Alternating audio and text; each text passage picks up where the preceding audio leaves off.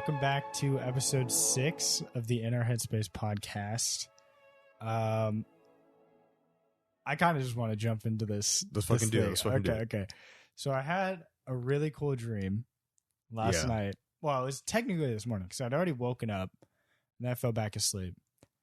And the dream basically was like, and I was fully aware the whole time that it was a dream. Okay. But I was like, basically, I went back into like my memories from like being in high school in 2017. And I was in our broadcasting class and I looked around and I was like, I remember this exact moment in time. Okay. And like, is it when you pulled down my pants? No, it was not. Not when I pantsed you. It was, we were just in like the studio area. Okay. And we were just all like standing there. And then I was like, no way. And I was like, this is literally just one of my memories. And I'm walking around it in the first person, like just like reliving it essentially. That sounds awesome. It was like amazing. And then like I pulled you aside and I was like, Jared, this is going to sound crazy. Oh my God. But this is one of my memories that I'm re-experiencing. And that almost like pulled you out of it. And then you were able to like see it from my perspective alongside me, so no one else knew. The fuck is a simulation theory going on, Trey? What the fuck? Felt like I was like time traveling or something, and I was like, "This is so cool." And then I had to go to work at Shoe Carnival. Oh my God! That same day in my memory. So then we both went because like I think at that point technically you weren't like there to the people within my dream. Yeah, if that makes sense. So it was like I'm an NPC. But it felt like you knew, like you understood what was going on. And so I was like, then we went to Shoe Carnival and I was just like I think David was there. Yeah. And I was just like, you're like, this my is God. so weird that I'm reliving this stuff. And then remember that guy Noah? Yeah, I remember Noah. Okay. The weirdest part about seeing him in my dream is I literally forgot You forgot his existence? Yeah, I didn't. I forgot his existence too until you just brought him up. And so like I saw him in my dream and I was like, this is real. This is like legit a memory of mine. This is so strange. And we walked out of the store and then like my dream ended and I woke up and I was like, whoa. I want to learn to do that more. That was so cool. Just you talking about that made me think of an Alan Watts lecture about God. Okay. Which because he was talking about dreams and God, which then I tied that into my head about an Alex Jones conspiracy theory about God in the real world. Okay. Or in the real world in a sense like that. But I won't get into it. Maybe I will. Okay. Interesting connections there just popped in my brain. Okay, so my dreams. Yes, what's your dream? Completely random compared to you. 3 of them. The first one, I was in Paris with like 3 other people or something like that. On a longboard. I haven't longboarded. Or gone to Paris. Yeah, like just doing God knows what. Yeah. And then the next thing I know, I'm like in an Airbnb or something. Okay. Okay, that's the end of that. Right. Well, that was actually the second one. My bad. The first one, some weird like apocalypse dystopian shit. I'm standing there with like 5 other guys. We have guns. And then this like, I don't know, like 20-foot robot comes out and like shoots at us.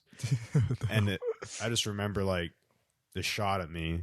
It was like an explosion. It like pushed me up against a truck. I was like, oh God, I'm going to die. Oh my God. And then I just kept running. And I'm like, I think those 4 other dudes are dead. Oh God. And so that's all I remember from that one. Oh. The third one was the coolest though. Okay. It's kind of like an Avatar thing. I know. Dude, I've been there. I've been there. Well, like I wasn't there. I was a spectator. I was a spectator. I was observing this world. And so it was like a nighttime Chinese thing. So like Chinese, like I know it was like Chinese theme because you know like the roofs on Chinese buildings they just look Chinese. You know exactly what I'm talking about. Yes, I do because it's for a specific. They build those roofs for a specific reason. All right, and then and it was nighttime and it's almost like a cross up between like a Pirates of the Caribbean town in Avatar, or Chinese town, I should say. Mm-hmm. Like, it was just nighttime. There were ships coming in and out, and there were like lanterns everywhere to light it up. Very cool scenery. Very cool scenery. Okay. And then I just remember, like, it was like Toph, okay? Like, she was there. She was walking around. And then all of a sudden, this one person attacked her, and they had like a golden mask on. Yeah. And like, she could like feel them walking around because that's how she With works. the tremor sense. Yeah, but like, she got worried because like they jumped, and then she didn't know where they were from there. Yeah. And so then she sandbended, which I don't know if she can do that. Pretty sure. Yeah, no, she can't, because she was doing it in one of the episodes. And so she sandbended like a little like ball around her protector. Yeah. And the person ended up like stabbing through and like almost hit her, and like went through the sand. And I'm just watching, like, holy shit. Yeah, whoa, this is a cool show. Well, then she she felt them, and she knew where they were, and then she immediately like grabbed their masks and started to rip it off. And there was like some weird like Cthulhu like black and red like tentacle shit, like liquid tentacle shit was like when she was ripping off the mask, like that was all around that person. And then like she just knew who that person was, and there was something to do with the mask and like being addicted to it, or some like the golden mask. Oh, okay. Gave you some power or something. And then the person like just ended up fleeing with the mask, and that was the end of that dream. So wow, what a roller coaster of dreams. I know. I've had 2 dreams now. Yeah. Where I've died. See, those are the best. Those are the freakiest, because my brain is just like, you want to know what it's like to die? Like, here you go. And it literally feels like I die. And then I wake up. And I'm like, what just happened? I got shot in the head in my dream. See, that's completely different from mine. Because like from the dreams where I think I've told you this one. This one was, I was in a sewer with like other people.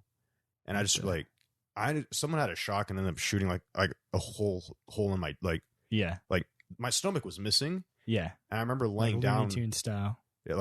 And I remember laying down on the sewer floor as someone was like trying to help me. He was like, what the fuck are you going to do? Yeah. And I remember I was literally waiting there to die was in my mind. But then like, I just remember getting up. I was like, I guess I'm not dead yet. And just like walking out of the sewer and then going on a spaceship. It was fucking. Oh my God. Like, it's weird because I have like 2 different experiences with death. Or there's the death where it's like, oh, I'm just straight, I'm not dead.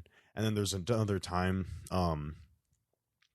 I was in a park, like, and it was like so run down, like vines, like no one's been there for a long time. Yeah. And Carson was there. I don't know why he was there. And I just remember we're walking down the park, and there's like vegetation everywhere. Yeah. And I just remember telling him, I was like, oh yeah, I died. And like, here's the life story. Here's what it was like. And I was just walking. So it's kind of peaceful though. It was very peaceful. Dude. And it was just me talking about my death and everything. Did I tell you mine? I remember you've told me, but I don't remember. So mine was like, I for some reason volunteered to be like killed. Yes. It was like a thing. And it was me and Shane. Your mom, right? Oh, she comes into the story later. So like, anyways, I basically joined this thing where it's like you volunteered to be executed or whatever. I don't know why. And I was like sitting there, and each person was like, they'd stand on their knees, and then a person would come over with the same like piston guns that they used to like kill cattle in like slaughterhouses, where it just shoots a bolt out, but it's not an actual bullet. And so we're all standing there, and then the person to there's 3 of us in a rows. Some person I didn't know, Shane, and then me. Okay. And the person I didn't know died, and I instantly realized, oh God, I'm going to die. And like, I tried to get up and leave, and they're like, no, you can't leave now. You've already committed. Man. I'm like, what? And then they get Shane, and then all I know is I felt it, like it pressed against my temple. And then I felt it, and then I hit the ground, and I could still see. And then I slowly felt like everything faded, and like I could feel like a weightlessness to my body. Like I literally felt like what I'd perceive as death feels like. Okay. And then like all of a sudden I'm in my old house, which was the house we just moved out of. And the what happened in my dream, what happens after you die is you just get to relive your last day of existence for eternity. And my last day was waking up playing Pokemon on my 3DS, and then volunteering for this death thing and then feeling that feeling of death every time. And the reason I knew that is because for some reason my mom could communicate with me in the afterlife. And so like I talked to her and she's like, no, we're still like, I'm still alive. I can just communicate to you. And this is what happens when you die. And I was like, what? And I remember feeling like this like pit in my stomach of like, oh, but what about like Mia and I, we were going to move out and like my job, I was supposed to go into work today and I had all these plans and all this. And it was like this pit in my stomach. And it was like terrifying. And I woke up and I remember being so like, it like disturbed me for like 3 days. And then the one I had on like 2 days ago. Yeah. It wasn't like that disturbing. It was like a really dumb, like weird dream. And all of a sudden, like I felt a gun. It was like the same feeling I had before. It was like pressing against my temple. Yeah. But it was a gun this time. And the person shot and like my vision flashed white. And then like I literally thought I died. And then I opened my eyes and I was laying in my bed. And I was like, what if I just died in another life? And like I just wake up in my bed. And so, and then there was one other dream that you'd remind me of. Oh yeah. But I also have like those weird power fantasy dreams where like I was the Avatar one time. And I had 2 of these. So like one was I was an Avatar, but it like required an immense amount of energy for me to like bend. Yeah. But then I started like bending the earth and like making huge waves in the water. I was like, whoa. And then like not much happened in that dream. Okay. And then somewhat recently, within a year, I had a dream where I was like, I had the Force. Oh, that's the best. And I had to fight General Grievous. And he was terrifying. I had to fight Darth Maul and then back to back with General Grievous. That sounds pretty rough, man. And I literally couldn't do it. And I had to run. But I was like, I was trying to block and I was like getting overwhelmed. And then I ran. And then Yoda was there. Oh, God himself. Yeah. And he 2v1 he carried? No, like they didn't chase me for some reason. They just disappeared. And then Yoda said something to me about like training. Oh. And then like I was apparently in this giant mansion and I felt like this rumble. Yeah. And I ran outside and there's like tons of Jedi, like people. Okay. And I look up and there's this giant like tsunami coming over this mountain. Yeah. And it's going to like crash onto the house. And then all of a sudden, like they were like, push. And everyone puts their hands up and they start like pushing the water and the water starts going up. Kind of like that scene in Endgame when like they're pushing that river up. Yeah. But it's like a bunch of Jedi using the Force. And then like I started doing it and that was the first time I felt the Force. And then I felt like a really huge surge and I like knocked a tree over. And everyone looked at me like, whoa. And I was like, oh my God. And I felt the power. And then I ended up waking up after that. But I've only had one Force dream. And it was such a, I guess a lot of people would have been like, oh, that was a nightmare. But I was just like, no, I'll explain the situation. Like I was in this school. Or not yet I was in the school. I was an observer first, and then I actually came into the dream. And it was like there was a little girl, and then her mom worked at the school as like another teacher. And this little girl liked lockpicking and stuff like that. So she would break into doors where it's like, hey, that's a faculty room. You're not supposed to be in there. Yeah. And then she ended up doing that into a door that was underground of the school. I was like, oh. Why is there a door down here? Yeah. And then from her perspective, from the other side of the door was another voice saying to open it. And it was like she just knew she wasn't supposed to open it, but she did it anyways. Oh God. It's kind of like a devilish thing. Yeah, like a demon. Well, and she ended up opening the door, and then all of a sudden, like I magically like come into that place. Like it's like I just entered through the door. No, like I just like willed myself into existence all of a sudden.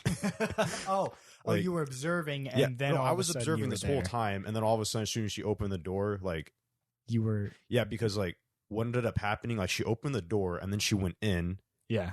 And it was almost like a closet, but like the closet went on forever from what I remember. But like so she opened the door and then she went in there. She didn't come back.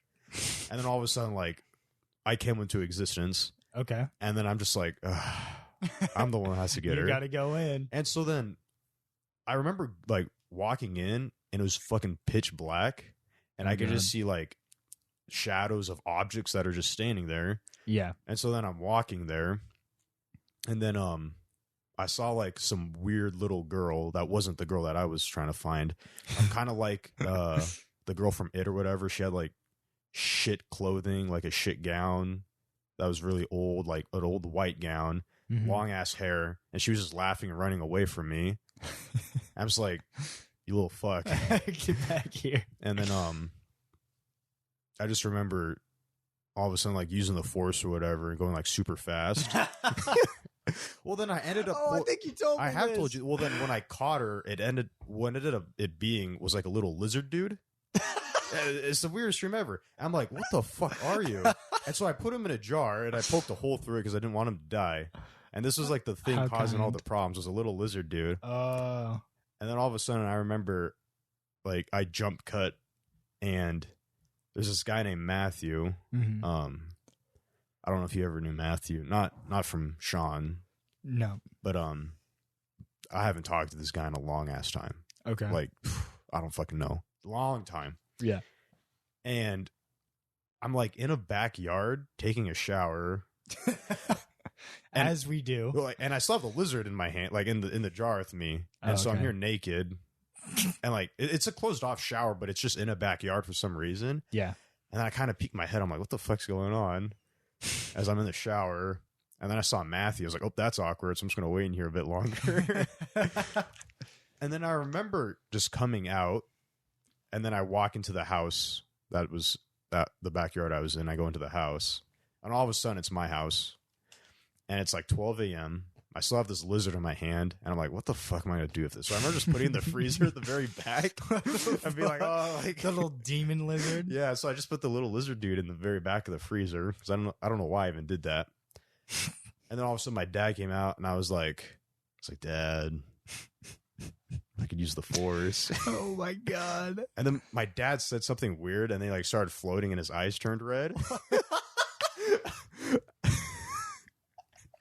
I was like, oh shit. He's a boss. Boss music starts playing. And then I woke up. I was like, don't know what the fuck I'm supposed to do with that. Yeah, that's a sign, Jared. All your dreams mean something. I know. Oh, yikes, dude. Should I talk about the whole Alan Watts and then connecting that to Alex Jones? Go for it, Jared. You've got me hooked. All right. So Alan Watts talked about dreams. Okay. And he said, in the very first, like, let's just say you can control your dreams, right? Like, yes, to a T. Like, you're basically conscious. Like, you're awake. Mm-hmm. And he Isn't said, that lucid dreaming? yes. Okay. And he's like, for the first week, that'd be awesome. Because it's like playing a game and then you turn on God mode or whatever. Yeah. Unlimited cash and you do everything. And he's like, I'd get boring really fast if you had God mode on, you had whatever you wanted to do, you just do it instantly. Because then you'd run out of things to do pretty quickly. Right. Because you're like, well, I wanted to do this, now I've done that. And then like that list is going to run out eventually. Right. How Alan Watts talks about it. And then he's like, at some point, you're just going to get super bored and you're not going to know what to do. And he's like, the only way to have fun with it again is when you didn't have any control over it and it was completely random. Right. And so then he then just relates it to, he then makes a bold statement where he says he believes that the individual, we, like, are God, and that we just knew everything type of deal. And to make life more interesting again, we each live these individual experiences once again because it's just more fun this way, I guess. So, like, we all come from the same thing, but our purpose is just recreational. For all these feelings and experiences again that we've already experienced, just fascinating, just to have it this way. And so that's how he related to the dreams. And now how does Alex Jones play? Okay, so now Alex Jones, then he talks about, I don't know where he gets this information, but my God, do I love. Does anybody know? That's a good question. He talks about God, and he talks it about, like, I think he was, because he does talk about dimensions, and I know we talked about dimensions before, right? And I believe he was talking about God in like a third dimensional perspective, and he said like God is, he called it a conscious. Yeah. And he said he just floats around and it's just this conscious being. Yeah. And then he said, so God is this conscious being floating around in space or whatever. And then he said at the very tail end of God, at the tail end of it, yeah, he said it's like the evil, it's the devil and all that stuff. And it's always trying to swim upstream and try to infiltrate God. Interesting. So that was his take on it. Again, I don't know how he got to that conclusion. Okay. And then he starts talking about dimensions and whatnot, and aliens specifically. Okay. And he talks about how people have taken like DMT, ayahuasca or something, and how like there's like 5 people in a room, and they're all on like a hallucinogenic drug, and how there was like an instance where all 5 of the people like saw the same thing. What? And so Alex Jones was talking about like, you know, when you get high or drunk, like you talk about your friend like, oh, I remember those great times, and your friend's like, oh yeah, I remember shit like that, blah blah blah. Like you have your own vision of it. Yes. But then like when everyone does the same thing and then sees the exact same thing, it's like that's kind of weird. Wow. Like I find that odd. Maybe it's the deep-rooted government programming in us. I know. And so then he starts talking about how there's these things called the clockwork elves. And they're okay, I know. That's funny. Like, and they're these like 4th dimensional beings that try to influence us. Okay, like Elf on a Shelf. Yeah, but for the wrong reason. Because he talks about it, and Alex Jones is saying like, and so what's so weird about it when you're talking about good and evil, God and the devil? He's very confident when he says that like for some reason God and good won't intervene with the human, but the devil or the evil will always try to take advantage of the human whenever possible. Right. And like I feel like that concept alone, I think inherently kind of makes sense. For example, when giving a lot of like, so you remember the whole Smash community instance? Everyone's getting a couple months ago. Like, yes, you like to be an influencer in that space means so little in reality. Like, it's such a small community. Oh yeah. And then like when people get so like nobody listening to this probably knows except for the people within our friend circle. Exactly. And so for people to be an influencer in that small group, and then all like they're like, I'm going to abuse this power. They're abusing like the most minuscule of power you could possibly be given, but it's because they have it. Yes, it's because they have it. Which then I feel like that would relate back to what Alex Jones was saying, where evil always intervene. Yeah, because how I would think about it. So like, let's just say you do have power. Yep. I would always think, and I've done it before if we're playing a game together. Yeah. And I have like some admin shit over you. Like you the easier thing is to abuse it, right? It's so much easier to abuse it and do whatever you want with it. Yes. And it's a lot harder to exert self-control over yourself. Yes. And so that's why I kind of think I understand where Alex Jones is coming from, where like evil will intervene, but like good won't. So how does this relate to the Alan Watts thing? Okay. So this is going back to aliens and where Alex Jones thinks they come from. Alex Jones believes that the 3rd dimensional space is a wasteland, and that the higher knowledge pertains into like 4th dimensional stuff. Oh my god. And so this is where we get in back to the psychedelics. Okay. And the clockwork elves. That name gets me. It just needs to be like, if we ever have a band, we just need to call it the Clockwork Elves. Yeah. And so this also goes back to the Nazis too, which is the crazy part. It connects to everything. Well, like, so the whole point I'm trying to get to is really the important part is these psychedelic drugs, supposedly allowing people to look into the 4th dimension type of deal. Okay. And so like the first instance, and this is all theory, I guess, but like, and I wanted to look this up, but I just haven't yet. So I just took Alex Jones' theory for it. Okay. Because he talks about like the Nazis were really advanced. Like I don't know if you knew that. Not entirely. I think it makes sense. Apparently, according to Alex Jones, like the Nazis were like the first to have nuclear power. Like they had like a really efficient way. Yeah, German is the one who figured out how to make a nuke. Einstein, yeah, or no, Oppenheimer. Okay. Yeah, I think Einstein helped with one of America's projects, Manhattan Project. Yeah. Obviously, he did a lot more, but yes. And so they were the first, or not the like. They were just. I'll just call them leading because I don't know the facts exactly. I'm just going off of what I remember. Mm-hmm. And then apparently they were the first to like develop flying saucers and stuff like that. They were working on those. Wait. Have we even developed a flying saucer? Probably, honestly. Well, okay, yeah, that's but that's a fair point. Apparently the Nazis were working on that. I know weren't the Nazis the first ones to create the highway? Because actually, yes, the Nazis to transport military faster. Equipment, the Autobahn. Yeah.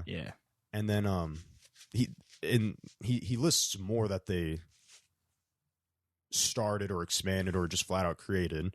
And it was like, why were the Nazis like so good at creating all this stuff? Like, was it a coincidence that so like why were they so far ahead? Yeah, why are they so far ahead? Was the question. Like why are they so advanced? Mm-hmm. Even in the motor industry, what was it? Not Ford. Was it Ford? No, Ford's American. The car. Volkswagen. I was going to say, the only one I think of is Volkswagen. Volkswagen started there. Like, yeah. They just had a lot of advanced stuff for some reason. Right. They were leading a lot of stuff. Yes. And according to Alex Jones, the reason why there were so many advanced people in Nazi Germany was because they were taking psychedelic drugs. And so, you know how I was going back to how there's like these clockwork elves? Yeah. So supposedly, and doing the psychedelics opens your and so that's how you talk to the clockwork elves, first of all. Oh my god! And see, like we get into such a weird line of like reality versus what's going on in your brain. Here's one thing. Yeah, it sounds crazy, but everything outlandish sounds crazy. Before I continue, I'm not defending Alex Jones. I don't know much about Alex Jones, but what I do know is like it's kind of wacko. But what you're saying is like, I can't say, wow, that's so unrealistic, because like I've said before, our perception of reality is extremely limited, and it's hard to say. I've never done psychedelics. I've never seen clockwork elves or whatever the hell. So like, neither have I. So I can't say, well, that's impossible. Yeah, because I don't think it's impossible. Well, see, I just think it's kind of crazy. I like to keep an open mind about it, because like, you know, like with the whole Wright brothers thing, people are like, what the fuck you doing? Flying? Yeah. You fucking nice kidding try. me? And here we are. So that's why with stuff like the this. sun. Yeah. You think it's the center of our solar system? You fucking dumbass. Wow. Idiot. You know everything revolves around the earth. But and so okay, so going back to why they're quote unquote so advanced. So this then goes back to, you know how I said there was a shared experience with like 5 people, they all saw the same thing. Yes. Supposedly what Nazi Germany was doing. So I guess like not only can you communicate clockwork elves, there's more things you can communicate with, supposedly. Cthulhu. Yeah, sure. And supposedly what the Nazis were doing were communicating to more advanced civilizations, and then they were straight up showing them how to become more advanced. And so that's how they were able to become so much more advanced compared to the rest of the world. So they were communicating with something like a higher intelligence, and then that higher intelligence was then showing the Nazis. Yes, but then supposedly there were costs to like for this knowledge. One of them were like blood sacrifices. They had to kill like 6-year-olds and below or something for their blood in exchange for the knowledge. Okay. And then there was like another cost for like the knowledge. But like what makes that stuff so important, because you know how I just said like we get into like this weird shit where it's like it's not real. Yes. Well, like it's kind of that changes it then when you take the psychedelic drug, you receive whatever knowledge, and then you make that real. You know, you get what I'm saying? Like, oh yeah, it's like that's like okay, that's like the game changer. That's it's like okay, the thing that makes it real is even if you get an idea in one of these situations, and then you can then translate it into reality. That's when it's like holy shit, was that really just a hallucination? Yeah. Oh, and that or was it a sign? See, the Buddhists talk about. I think it's Buddhists or Hindus. I always get them confused. Buddhism and Hinduism are two different beliefs. I know, and I get confused which one. Yeah, okay. I get confused which one talked about it. Right. But one of the two said that like they believe the third dimension, like the physical world, is an illusion. Oh yeah, I think it's the Buddhism. I think it might be Buddhism, but and the example is like when you're having a dream and you experience emotion, that didn't happen in the real world. Like that happened in your mind, right? But you still actually had those emotions, just like you're talking about death. You had fear and anxiety in that moment, but that didn't actually happen in real life. So what would you fall that under? And so that's why the Buddhists.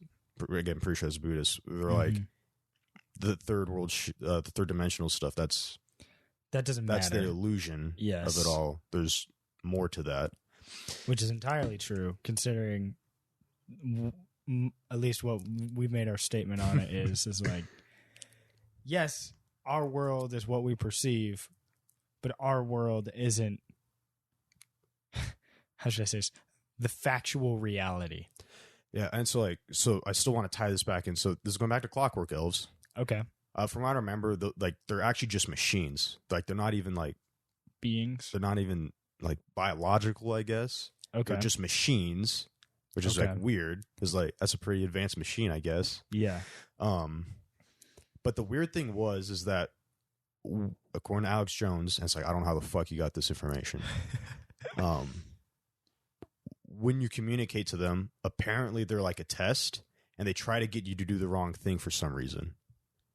And so they want you to fail the test. They want you to like. So when people do like these psychedelic trips or whatever, at least with like the Nazi Germany one, for example, if that really happened, like people are doing it for like a higher, or they're wanting a what do you want to call it? A higher state of enlightenment. Looking for more knowledge through this way. Yes. And suppose if these Clockwork Elves, they're not very good people, and they want to sway you towards evil for some reason and make you do the wrong things. Okay. And so then Alex Jones he then talks about how the Clockwork Elves actually like, they're not physical like we are.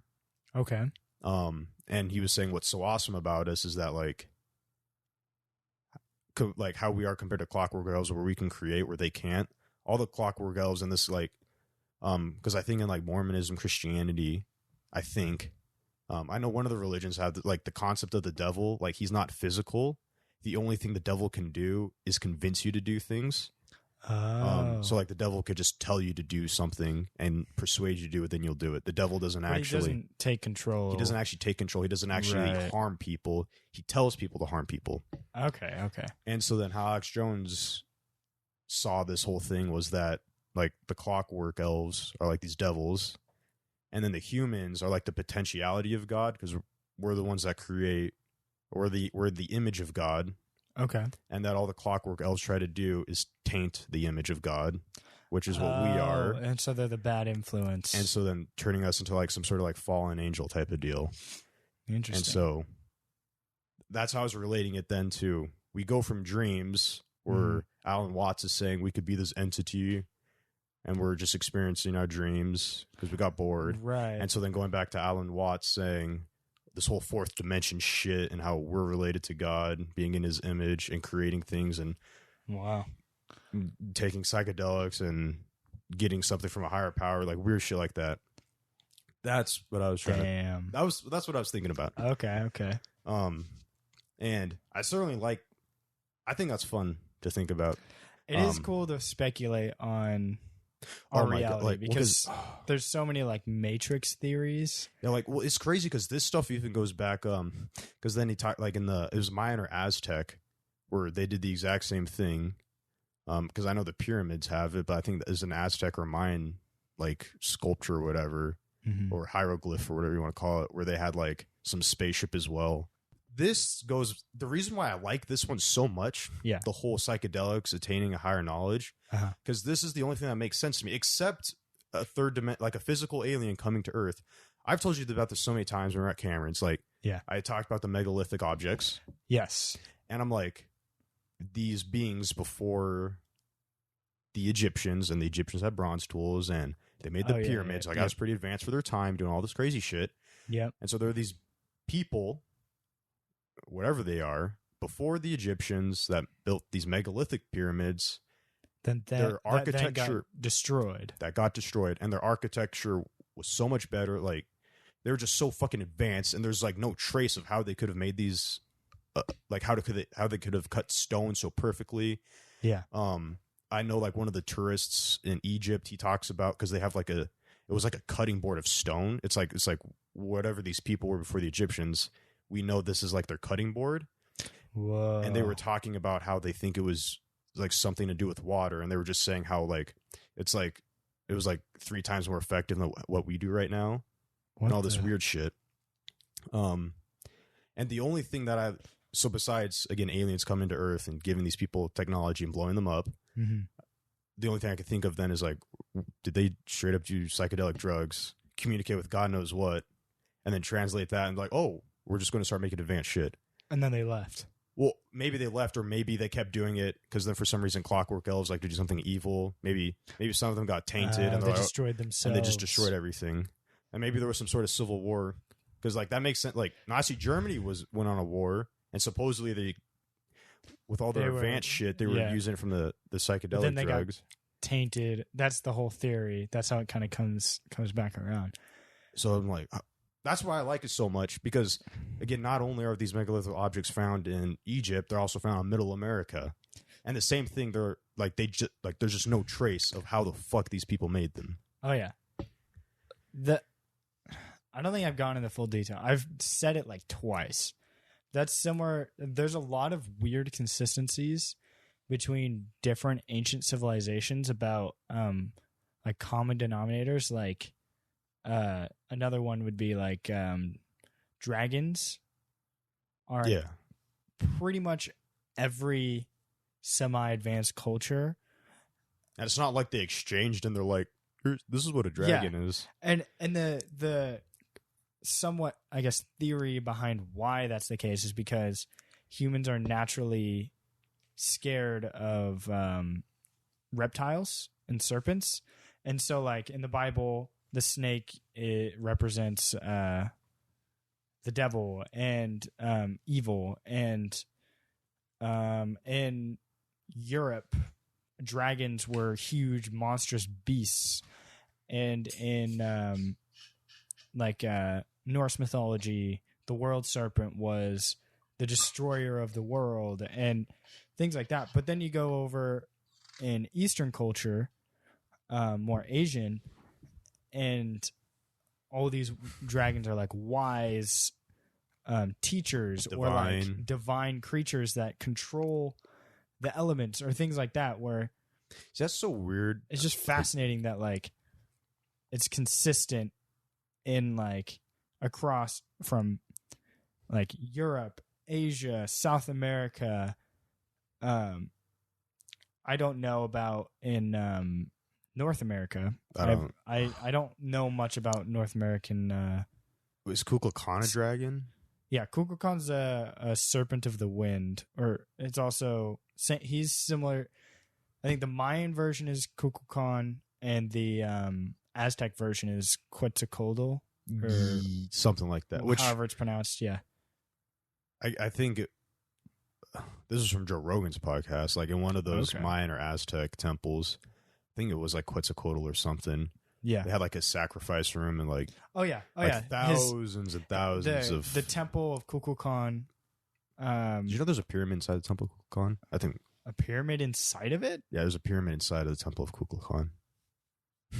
Like a straight up like a pyramid that's inside of the temple of Kukulkan. This is getting crazy. Something weird about pyramids, man. Dude, pyramids, dragons. Ugh. That is really strange.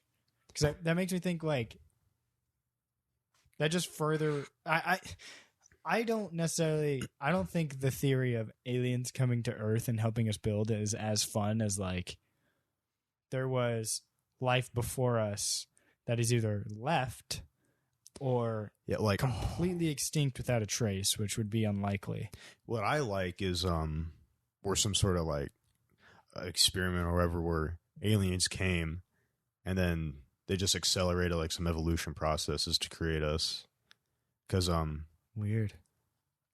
Because Alex Jones again talked about it, where it's like, oh yeah, we're like related to chimps, but then like we're also like extremely related to like rats or some shit. What? Yeah, we're related to rats as well. Which this goes back to like, remember I had this talk about DNA, where like everything is related because we came from one source of life, right? But as Alex Jones viewed it, if we were like he views us as like accelerated evolution from aliens. Don't even know how that would. Fourth dimension. That's what it would be. See, like that's the so Terrence McKenna talked about it in his lectures. He talked about how like the Africans, like what they would do because they were the first. Mm-hmm. You would get a pile of whatever, and then you have someone try it out and eat it. It's like, oh, he died. Probably shouldn't eat that. Those. And it's just at some point they would have came across psychedelics, would have consumed those, and that's why Alan Watts thinks the human brain, because I don't know the history about this stuff, and from what I remember in his lectures, the human brain went over evolved very, very fast, and he thinks that has something to do with the psychedelics that the Africans would eat. And then this also goes back to like what like, because I'm pretty sure your brain produces DMT or something like that, which allows you to dream, and that's like the same stuff that you consume when you take like psychedelics. Yeah. It's like the same stuff. It's the same dream stuff, or whatever the fuck you want to call Dream sauce. Dream sauce, exactly. That's gonna be the name of this episode. I'm just gonna call it Dream Sauce. Yeah, and so like I think a theory would be, or whatever, it's like people started to consume these psychedelics or whatever that contained like DMT or whatever the fuck they contain. Okay. That then changed how our brain is or whatever, and now like we could also produce some of that stuff when we sleep. Weird. I know, right? So like that unlocked it in our brain. Well, it just fucking changed us. Here's something. I'm about to do a real smooth transition. All right. So another thing that we have in common with all of these ancient people, early modern humans, is art and creating like our weird instinctual drive towards art and entertainment. Yeah. And like creating. And I think it's just interesting that like art has so many different forms and ways to be perceived. And I'm just wondering, like, because I think those traces of there is definitely traces of like drawings, but like drawings for art as well, dating back to like really early humans. And but there's like there are some other creatures that kind of do it. Like an elephant. But not to the same extent of just doing it because it's art and artistic. And for the purpose of, I guess art is a form of communication. Well, it definitely is, but I guess it depends on the type of art. But as far as like, I would say like, I would say it's definitely an expression. Expression. That's a good way to do it. Say it. Because Academy of Ideas, I really like his channel. He did a video on this a long time ago. Maybe he's done another one. I don't know. And he made the argument that art is a representation of like your current era or whatever. It represents like what your people are going through. Oh yeah. A physical representation of it. And so like when you look at all the pictures of like ancient Greek times, it's prosperity. It's these chiseled, amazing statues. It's a time of growth and science. Like, yeah, fucking beautiful time. Yes. And then there's drawings of when Rome fell, and it's terrible. Like firewalls flinging over, walls shattered, statues broken in half. Fall of the Empire. Yeah. And then there's drawings. And there's the Renaissance. There's the Renaissance. There's pictures of like the dark. What did they call it during the Christianity? The dark times or Dark the dark Ages. The Dark Ages. Yeah. Or I think it was the Dark Ages, where like you look at those pictures, like very desolate, empty. Yes, and fear. I think fear is a trend. Yeah, and so like he was showing all of this past history art. Mm-hmm. And was saying, oh, like during this time, this was going on. During this time, this was happening. Yeah. And so when he got to modern art, that's when like abstract, like really, yeah, really started to come up. And I typically, when I look at abstract art, I find it pretty disturbing. Like, really, I find it very like, you see a dude where like half his face is a cactus, the other half is like a robot. Oh, yeah. Maybe the bottom left is his actual chin, then the bottom right is some fucking horse. You know what I'm getting at? Yeah, I know what you mean. And so he related this back to anxiety and depression being more prevalent than it has before. And it's manifesting itself in the art. And so when you look at people's expressions of their art and you look at their quote unquote abstract art, because when I look at that and I compare it to some Roman thing, like, I'm not trying to be an asshole when I say this. Like, when I look at the abstract, I'm like, that's disgusting. No, yeah. Like, and honestly, I think that's kind of the point.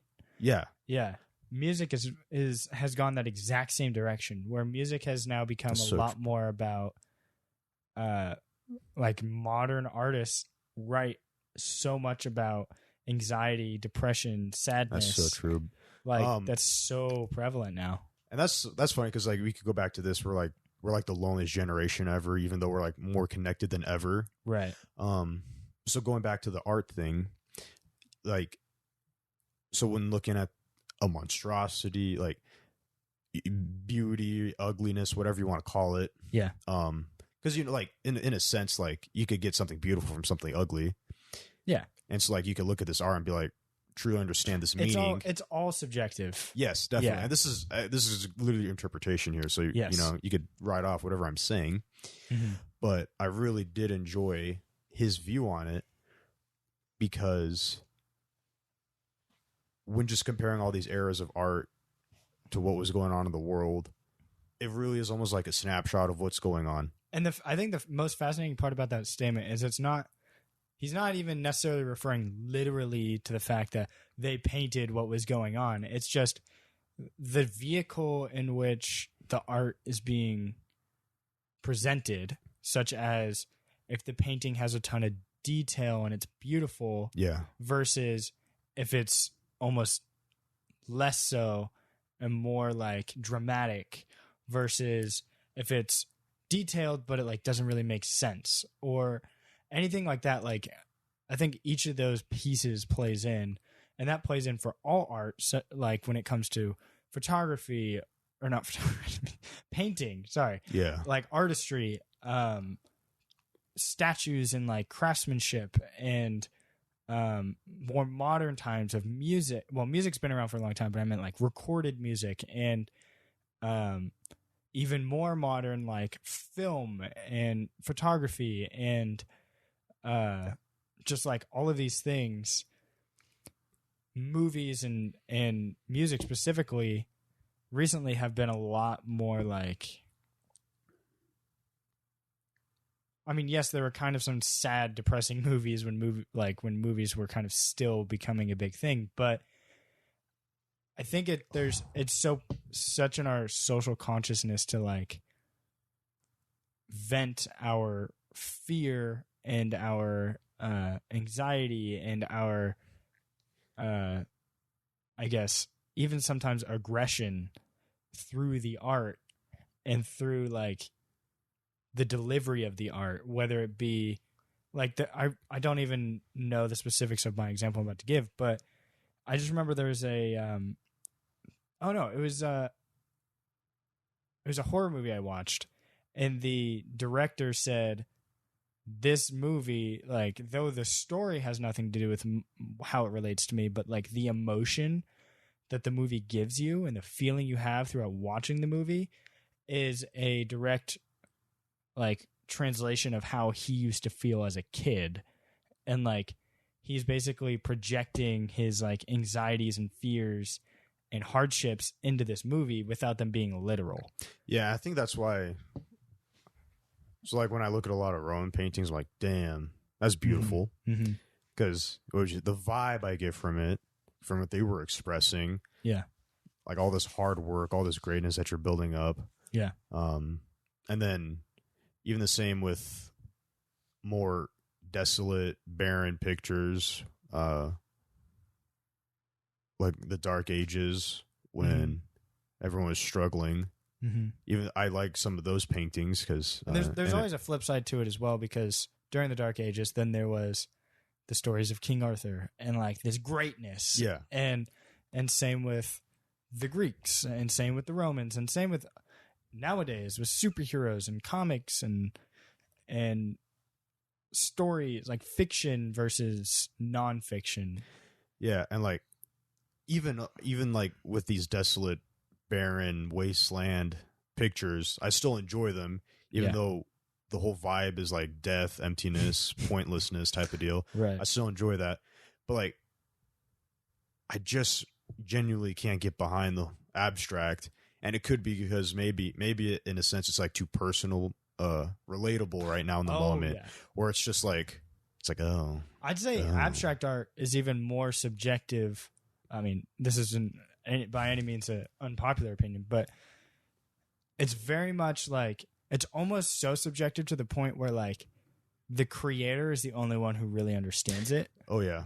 And like at least understands its true intention. And then they make it abstract. So it's like you can project whatever emotion you want onto whatever this is.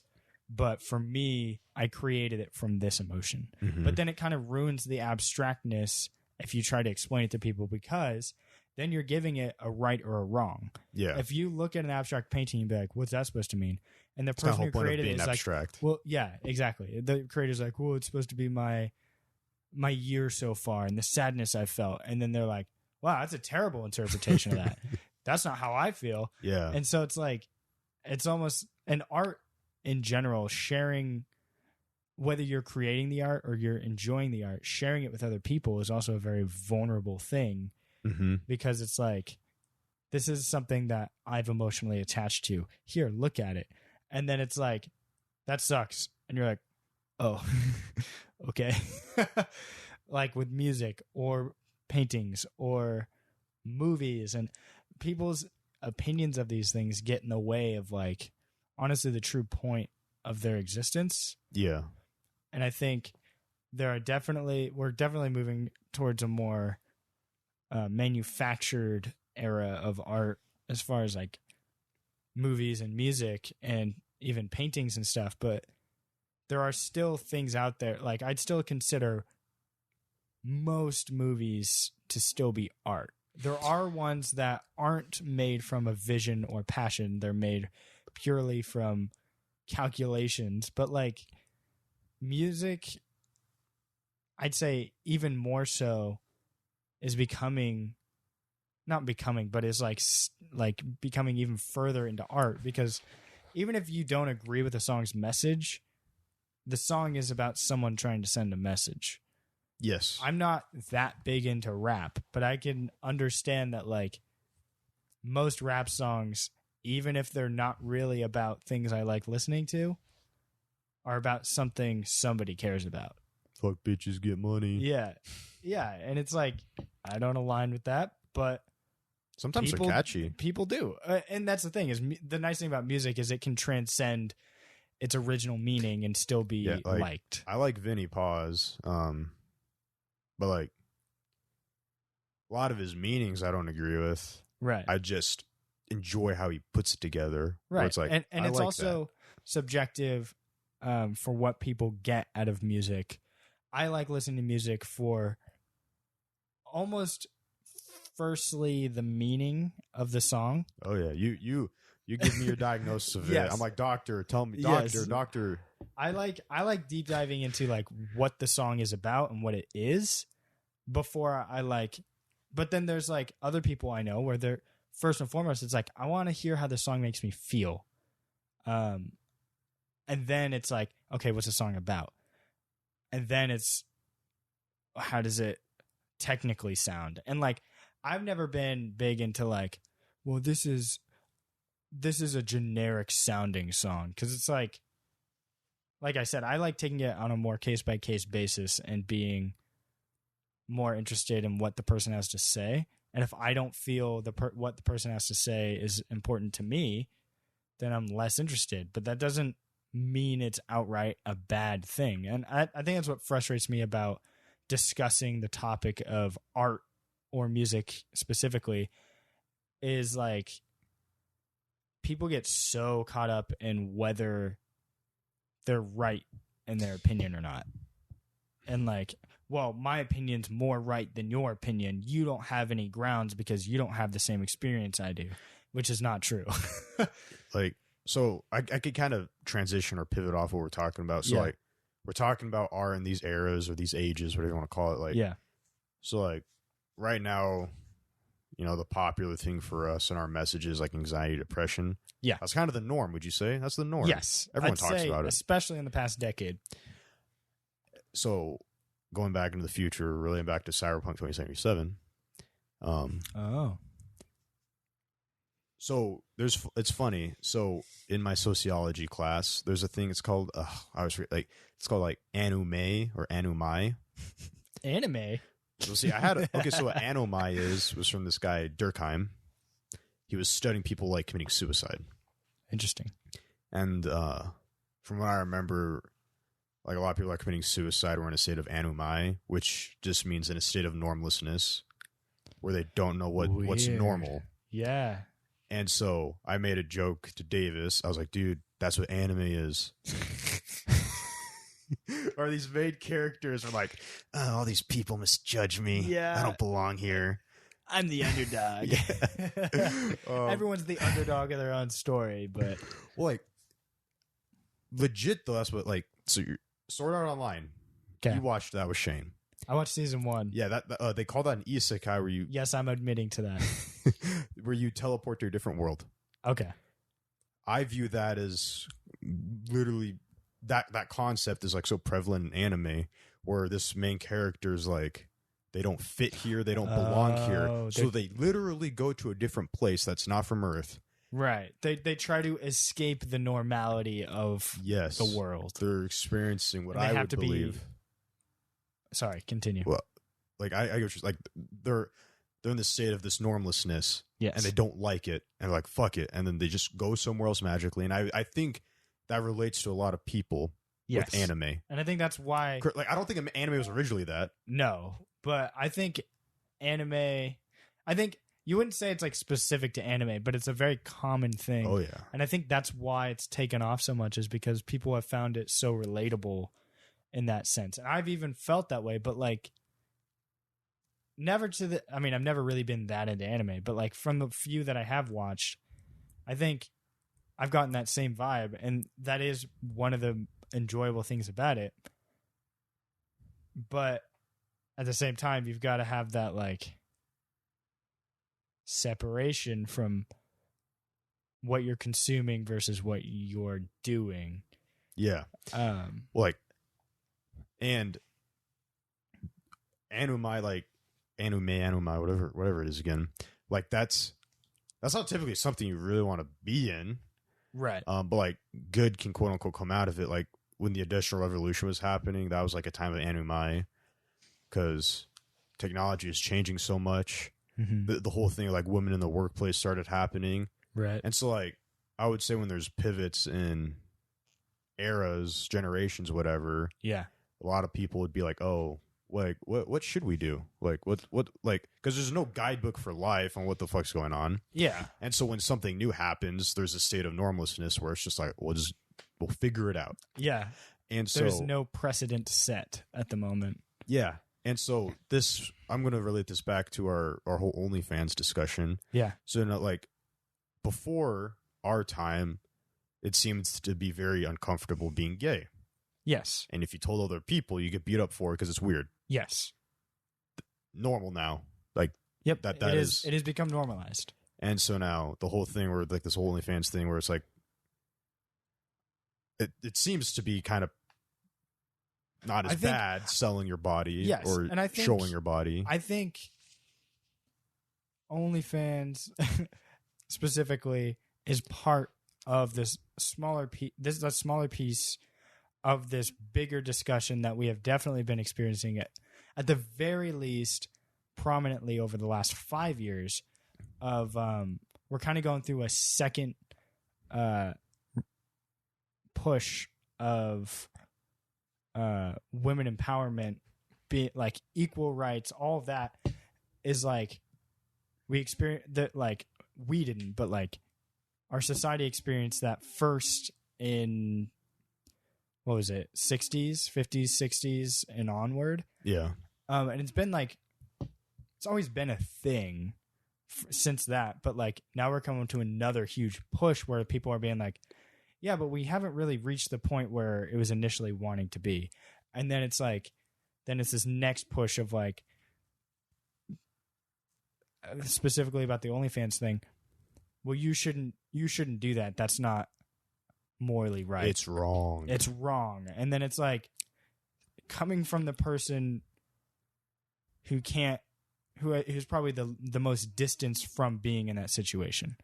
Like there's so many factors that have to do with, for example, being a woman, having their own set of challenges throughout life, are now in the situation where they can do the thing that's unique to them and even get ahead. And then it's like, oh, that's a nice tempting offer there. And then they do it. And then all the people who can't do that are like, how dare you? What a lazy thing to do. How sleazy. Well, I'm even sure there'd be some people that could do it, but that would make them uncomfortable. So like, yes. Oh, you slut. Exactly. Traditionalism. And I've said this a lot, but like, I feel like traditionalism is like so big in our society right now in terms of like, and we're moving away from it very obviously, but like it's so ingrained into our society of like, well, this is the old thinking, so that needs to carry on into the new thinking. And it's hard to like break away from like old teachings to then evolve as a society. Yeah, like that's, I forgot in legal terms, that's like a school of thought for legal laws. It's like, oh, this law is good because we've had it since however long it's withstood the test of time. Right. And that could be a form of viewing like your traditionalism, like, oh, we've always had these traditions since however long. Because so how I view it, like, so when speaking of traditions, like, I think it's good to move forward. Yes. And looking like there's times when your tradition is like, it's so hard to be in the moment. Oh, this is wrong with our tradition. Oh yeah, it's always in retrospect. Yeah, and so how I think things will always change. Like for example, like Salem witch trials. At some point, it was normal to accuse someone of being a witch and then killing them. That was just how it was. That was literally just life. Yes, and that's how people in that town went about it. Yep, which is like for me, I could look back and that's fucking crazy. Yes, and so like we could even get like super spiritual here and be like, oh, you shouldn't care like if my mom has an OnlyFans because you need to become more detached from reality. You need to you know what I'm saying? Yeah. Stop worrying about that kind of thing. Yeah, like worrying will get you nowhere. So we're like some weird enlightened approach. Yeah. We're like, 200 years from now, people could criticize how I'm thinking for like, why the fuck would you think that way? Yeah, exactly. And I'm sure it's happening right now. Yeah, just like what we do when we look back and be like, you dumbass. Yeah, why would you ever think that way? And so how I like to view Cyberpunk 2077, again, tying it back, the whole point of the game being the future 77. Yep. Is in that game, like, everything's obviously advanced. You have these like flying cars, like technologically advanced. Yeah, like people are cyborgs because you can look more pretty, be more strong, be more smart, right? Whatever you want, you could have it. And so then I always wonder, then like, obviously people's normality in that game would be so different than what we currently are living in. Yes, and so I'm always wondering, like, what would their ethics be like? Because I wouldn't be surprised if it was like let's just say you had an IQ of like 86 or below, or an 89 or below. Because I think if you have like an 86 or 89 below, you can't get into the military. Interesting. I don't even know what the standard good versus bad IQ even is. I think maybe that says something I think about the my baseline's IQ. always like hundreds average, whatever they say. Oh, okay. I don't know, but like with these people that are more advanced in that time than we are today, would they have solutions that'd be like, oh, we can make you smarter by putting this chip in your head?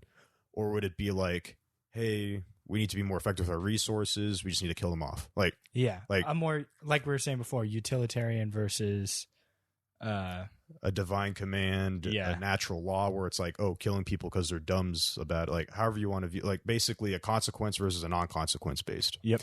Or Kant, which is non-consequence. Anyways, and so I always wonder then what their norms would be like in the future. And again, I also like to think about like aliens that are going across galaxies. Like, what are their norms like? What are their ethics like? Yeah. But I always find it interesting when thinking about like the whole 50 years from now, what the norms will be like then compared to what we have today. And again, like how I view the whole getting a new norm, because they're going to have a transition period where it's like you'll make it okay or you won't make it okay. You know what I mean? Like you'll have those transition periods. And I don't know, that's just something I like to think about, where it's just like, what's going to happen? Because I'm sure at some point, like Sharia law in the Middle East, maybe at some point over how long, maybe at some point they're like, oh, we don't need to do that anymore. Right. Like, women can do their own thing. Right. But that all depends on, and I think the biggest factor in change in general is like the willingness to. And it's so hard to be willing to not do the thing you've been doing for 30 or 40 years straight, or you've believed your whole life. Like it's near impossible to be like, I'll just flip on a dime with no reason. Yeah. Most people's reason is near-death experiences or tragedy. Mm-hmm. That's when a light bulb in their head flicks and they're like, I'm going to change my beliefs. I feel like those are the main, like pretty much only circumstances at people over a certain age. Like young people are notoriously liberal. Young people are notoriously wanting change and pushing for change. Freedom. And they're notoriously easy to be taught. You could argue that a little bit, but like, well, that scientifically, depending on how old you want to be, like that is just actually factually correct. That's essentially what I'm getting at. Is while like people are in their young stages, they are way more open-minded and able to learn and research, which then affects their decisions. But then after they hit a certain age, they almost hit a wall, and then they stick to whatever they were last believing until they die, essentially. Well, even like I think we start our cognitive decline at like 27, by the way. Yeah. So like, at least as males, I think. I would assume females won't be too far out there. No, it's only like a couple year gap. But and like considering, I think average human in the U.S. is like what, like 75, 80? Yeah, something like that. Close to late 80s. At least I think our generation. I think the 2 generations back, they actually live way longer because they don't have as many. Well, I wouldn't say they don't have as many, but it's not as easy to get a hold of all these like incredibly unhealthy things that we put ourselves through nowadays. Yeah. But like there was definitely some lethal things. I think the main problem was that back in those days, if something was bad for you, it'd kill you pretty quick. Where nowadays, if something's bad for you, it's gonna. We're getting pretty good at this whole medical thing. That's true. But so going back to what you were saying, I can relate this back to psilocybin, mushroom psychedelic drug. Oh, okay. But before I do that, so like we start cognitive decline like 27 or whatever it is. Right. Like that means for the most of your life you're on cognitive decline. If you look at it that way, the largest percentage of your life is spent in cognitive decline. Cognitive decline. That's a bummer. Yeah, I was gonna say, yeah, exactly.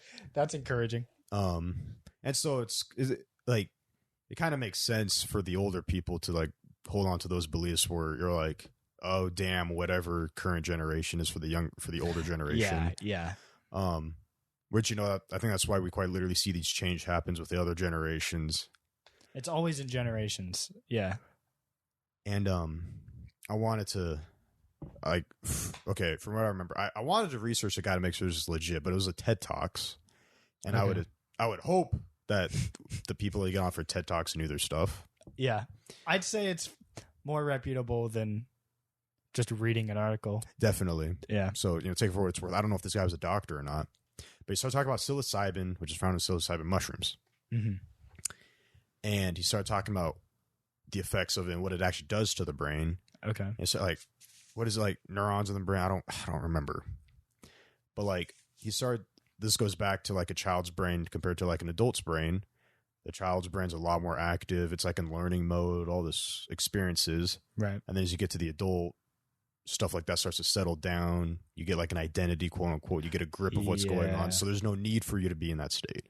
Right. And so supposedly if the psilocybin, when you take that, it puts your brain back in that mode, in this whole learning mode. Whoa. And things start getting more active and start flashing more and stuff like that. Oh. Which, because I know then we get back into, I just know of a few people, it's called like microdosing. So you take like a small amount of like psilocybin. Yeah. And they use it to try to treat like depression, anxiety, and stuff like that. Right. But I know, again, Terrence McKenna's talked about in one of his lectures. He had he knew a doctor in like Vietnam or what's the I want to call it red light district, but like every place has a red light district. That's where the prostitutes are. Oh. I have no idea where you're going. Vietnam or Taiwan. It was Vietnam or Taiwan. I don't remember. I think the eye doctors from one of those places. And he had patients like do their eye tests like normal. It's like, you have this vision, you have this vision, you have this vision, blah, blah, blah. For all the different patients. I don't know the exact details of the experiment, but that at some point the doctor was like, hey, take these psilocybin mushrooms and then do your eye test.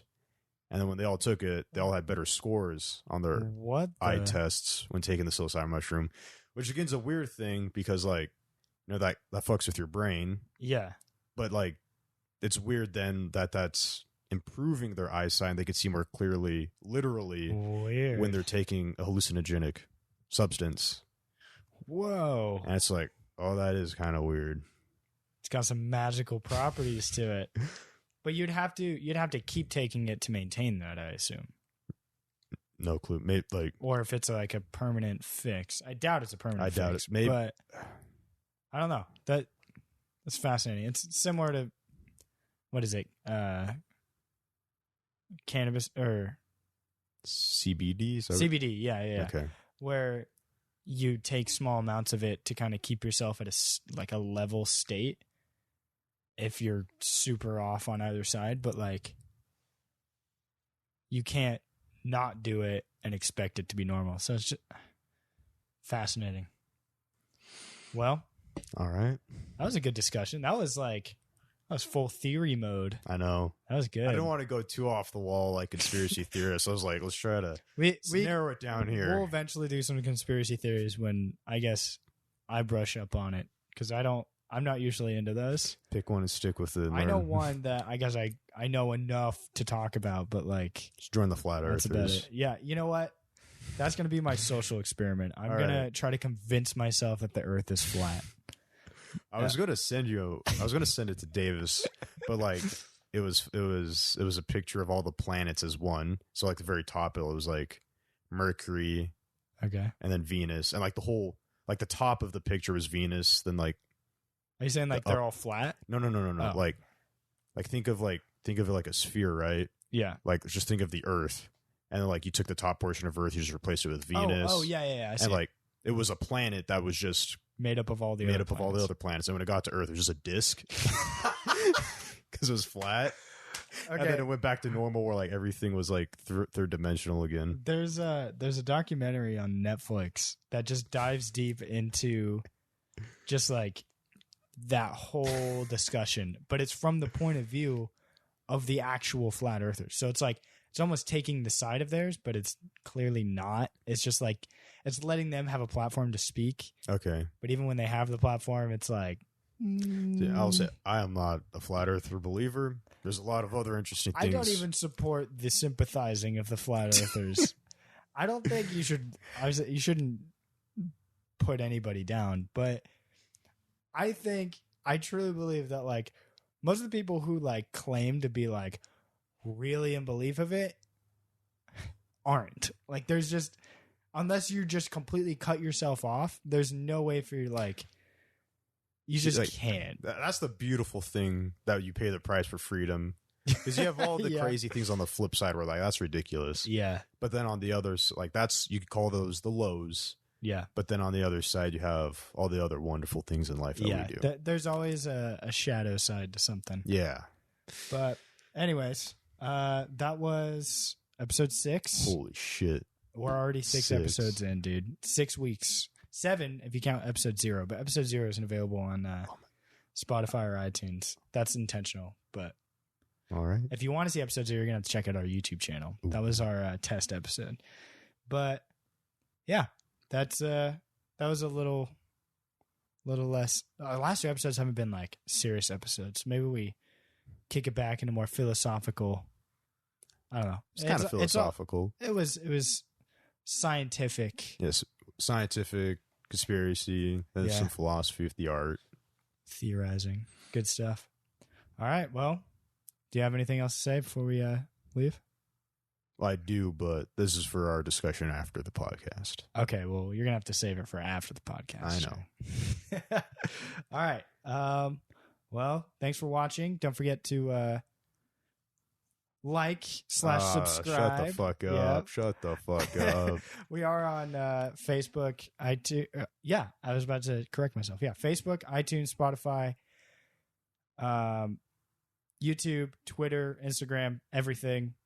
If you want, follow us. If you're listening on iTunes, leave a review. That's helpful. Lets other people know that, like...